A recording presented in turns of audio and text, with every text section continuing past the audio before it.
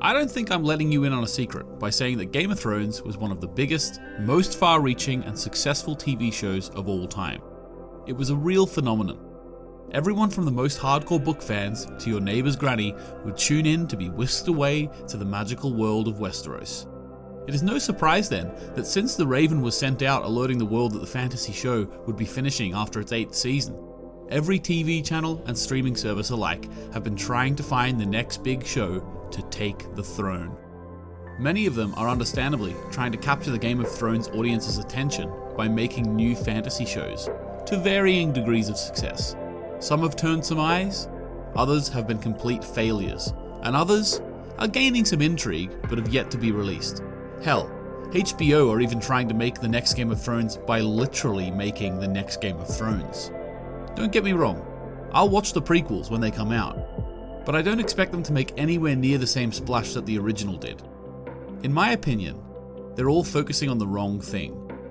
Game of Thrones wasn't popular because of the genre, or the gore, or the killing of main characters for fun, or the shock value, or the big battle scenes, although all of these things play a part.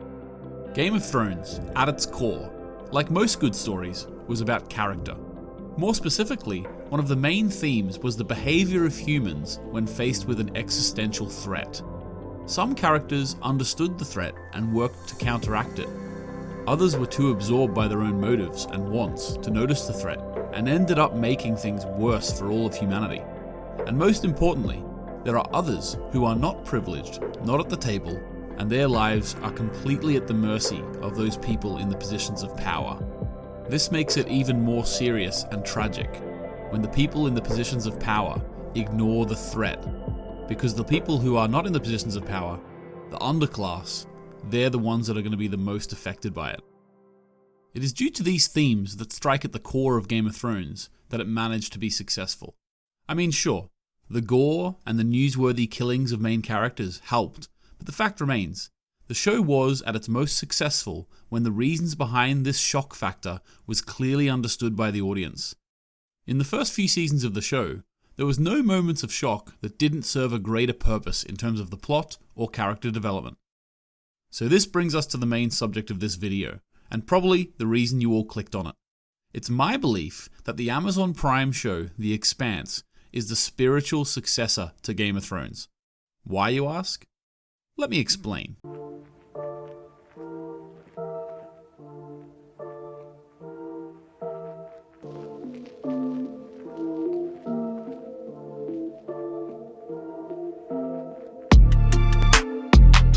My first argument for The Expanse to be the rightful heir to the Game of Thrones throne is the fact that both of the shows share the same theme of the pettiness of politics when there is a huge, unimaginable threat on the horizon. In Game of Thrones, the detailed political drama is thematically overshadowed by the larger threat of the inevitable arrival of the White Walkers and their zombie horde, the Whites. We as an audience know that this constant threat north of the wall is coming, and therefore it allows us as an audience to view much of the wars and disagreements to the south as petty. We as an audience know that no matter who's on the throne, when the White Walkers come, they're probably going to kill everyone.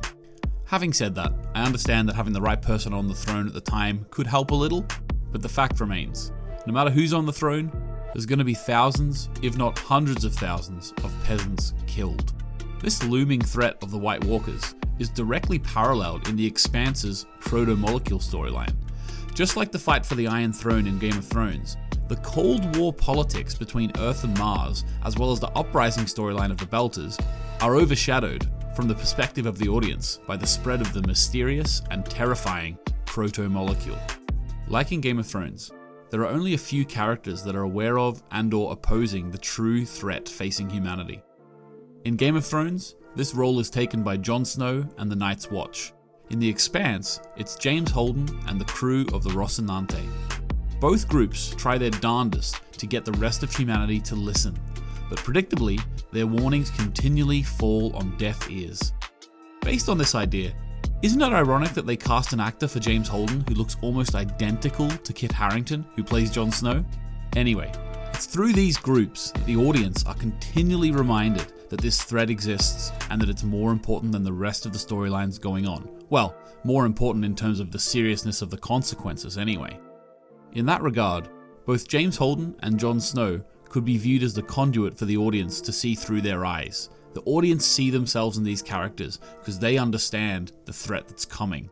Now, of course, we know after Game of Thrones that the creators of that show didn't really seem to think that the White Walkers were that important either.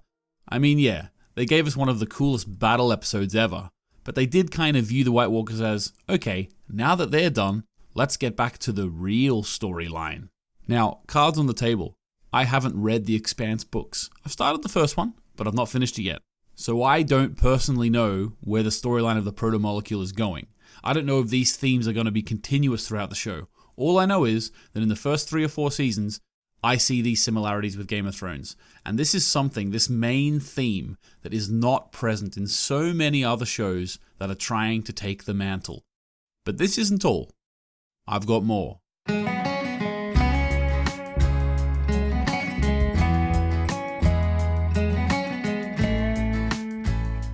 For my second argument, I'm going to make the case for another theme that the shows share.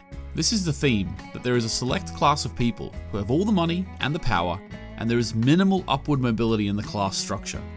In Game of Thrones, you are born into the upper class.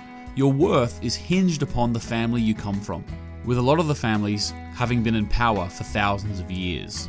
Again, this is paralleled in The Expanse, which has very similar themes.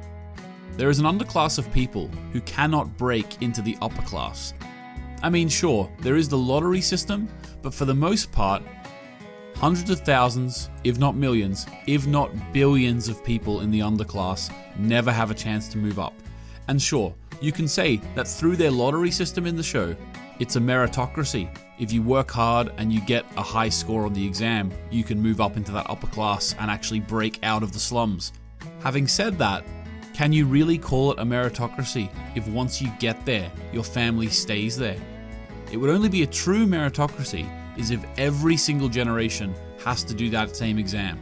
But even having said that, would the people who have lived in the slums for generations upon generations in their families really be able to get a better score than the ones born into privilege?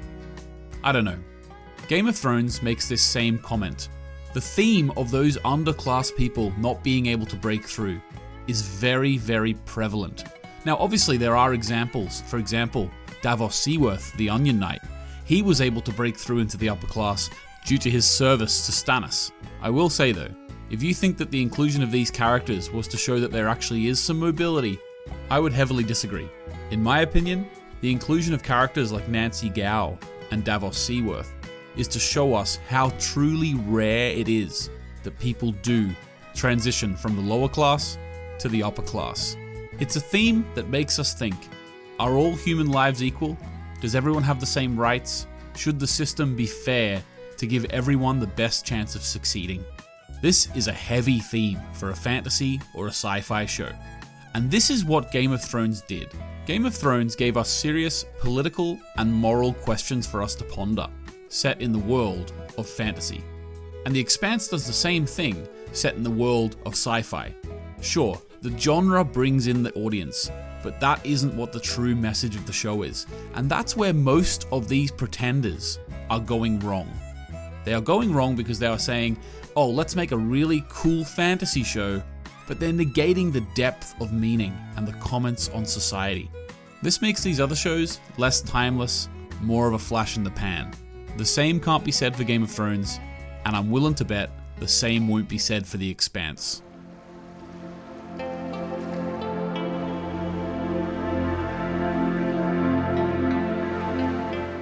My final argument for the idea that The Expanse deserves to be seen as the successor to Thrones is the idea of main character deaths being meaningful. To me, the deaths of Ned in Game of Thrones and Miller in The Expanse can be seen as a parallel to one another. When Ned died in Game of Thrones, sure, it was shocking. No one could believe they killed the main character of the show in the first season.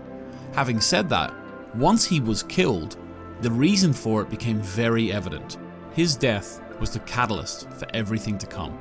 In The Expanse, we have a similar death to a main character, in Miller. Now, Miller's death actually takes place at the end of the first book, like Ned's death in Game of Thrones. However, in the show, they actually elongated it and he actually dies in episode 5 of season 2. The reason they did this, I think, is to make sure that they've covered all the points rather than cut anything out from the book, which I personally really liked. Having said that, Miller's death was very meaningful. It progressed the storyline of the proto-molecule. Miller himself actually was a hero. He pretty much saved Earth. But also, like in Game of Thrones, Miller's death progressed that storyline and it actually became the catalyst for things to come in terms of the proto-molecule.